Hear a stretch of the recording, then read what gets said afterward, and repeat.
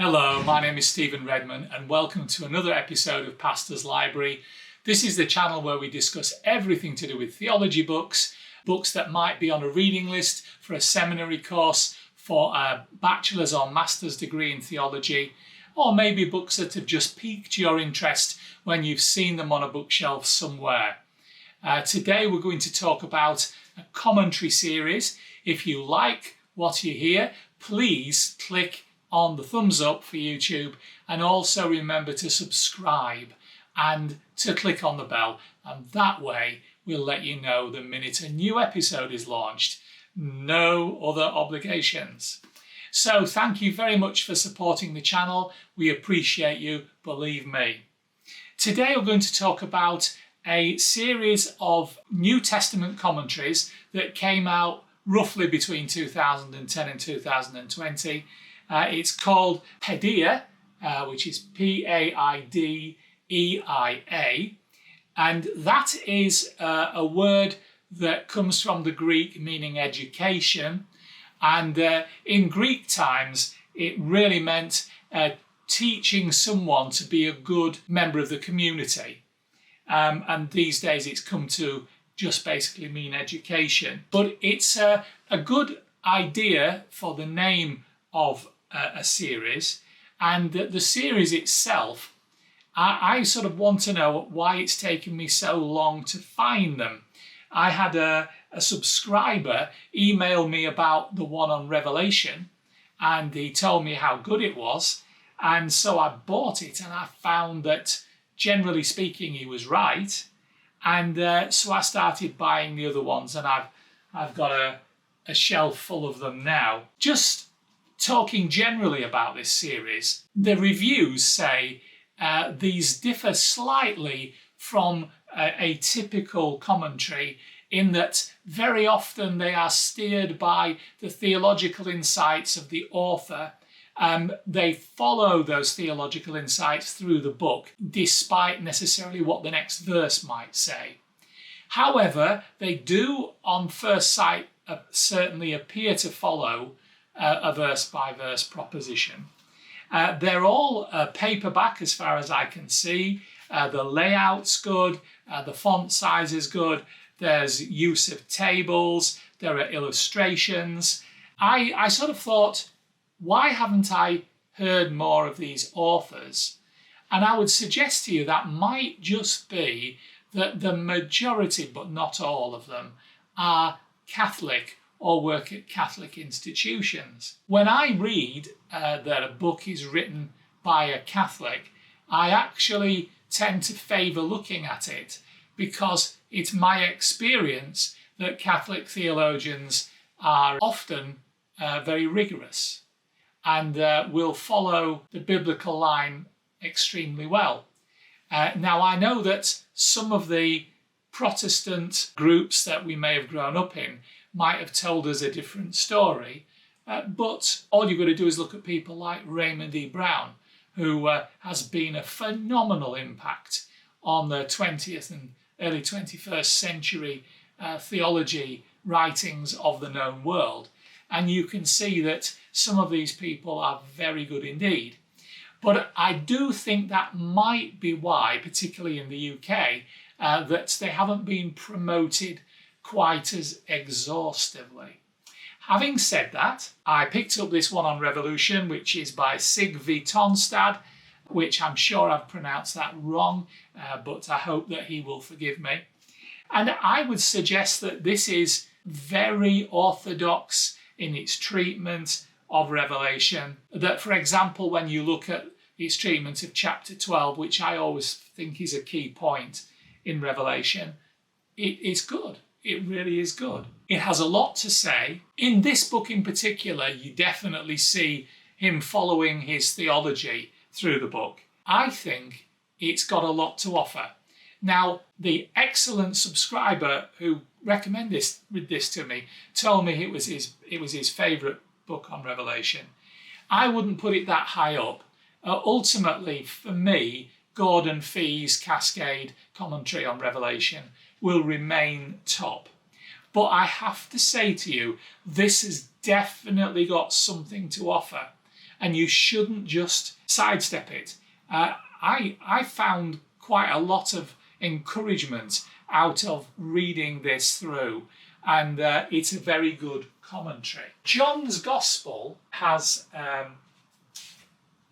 a commentary written by Joanne Brandt. This one, interestingly, has got its first endorsement by J. Ramsey Michaels, who I think has written one of the most outstanding commentaries on John himself, and also by Craig Keener, who, to my mind, has written the other really outstanding commentary. And so both of these men thoroughly endorse this commentary. Now, that means I can't do anything other than look at it and engage with it. And I've really found this very helpful. There are just certain things that make me sit back and think a little bit more, and that has to be good. When a book makes you sit back and think rather than you just swallowing everything whole, I think that's very positive. So Joanne Brandt, Gospel of John, well worth engaging with. Charles H. Talbot, who has widely written, he has done Matthew, he's done Ephesians and Colossians. I think he might have done a third one actually.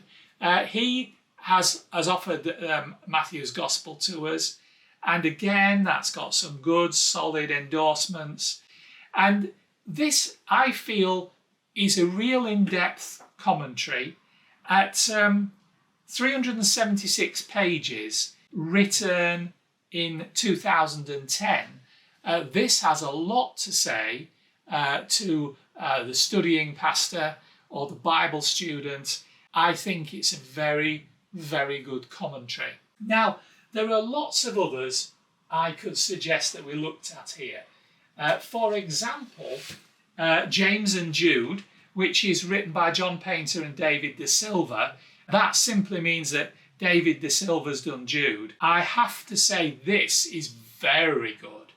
I have really enjoyed De Silva's treatment of Jude. This has got great endorsements, particularly from Craig A. Evans, and it's a winner. It's definitely a winner. Now, the other thing to say about these is none of them are ridiculously expensive.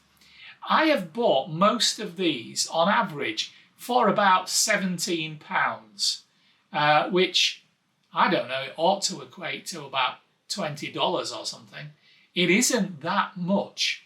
And they're a good paperback design. They don't drop apart when you open the pages, and I think they're very good. James W. Thompson offers us Hebrews. Incidentally, I don't know why the colours of some of them differ. I'm sure they're supposed to all be the same, but my Hebrews is a very different colour to the others, as is my Romans actually. I found Hebrews actually to be really engaging.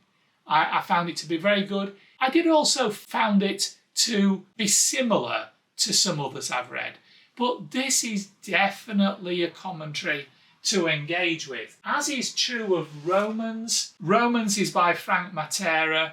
I actually like this. A number of things I thought, well, I'm not sure that I agree with that, but frankly, if I don't read a commentary and say that about a couple of things, I feel there's something wrong with me. But again, this has got great endorsements by the great Michael Gorman, a fabulous commentary. The one that I found I already had and hadn't engaged with was, I had one also written by James W. Thompson and Bruce Longnecker. Bruce Longnecker's done Philemon, and I'm a huge fan of Bruce Longnecker's writings. And I have to say that after reading Scott McKnight's New International Commentary on the New Testament on Philemon, which is an excellent hardback book, this one by Bruce Longnecker, I have to say, I would put it above that, definitely above that.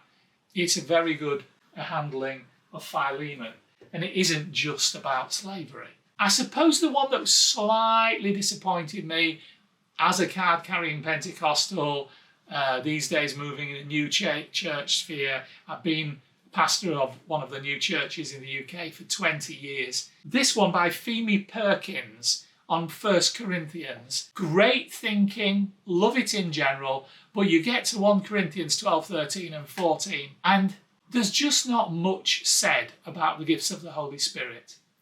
The pneumaticon, the spiritual gifts of 1 Corinthians 12 and 14. Now, I appreciate that not everyone is a card-carrying Pentecostal and there are differing views, and I'm very happy to engage with those differing views. But I sort of felt that as she was going through the chapters, it was almost that she sidestepped some of the issues and was rather engrossed with other ones. And that's okay. But I just felt there was more to say than was said. Although there were one or two worthwhile comments on that section. Whereas going back a chapter into chapter 11 and the breaking of bread, I felt Perkins did have some real additions to have. So I wouldn't put this in my top 6 or 7 for commentaries on 1 Corinthians, but it has something to say. So that's a new look for me on Paideia, a commentary series which has definitely got something to say. Products cheap enough for you to engage with. You can easily buy 1 or 2 to see what you think about them. I hope that helps you. If it does, please give us a thumbs up. And if you haven't done yet, please subscribe and click on the bell, and next time you'll be among the first to know when we release an episode of Pastor's Library. Until then, God bless you and bye.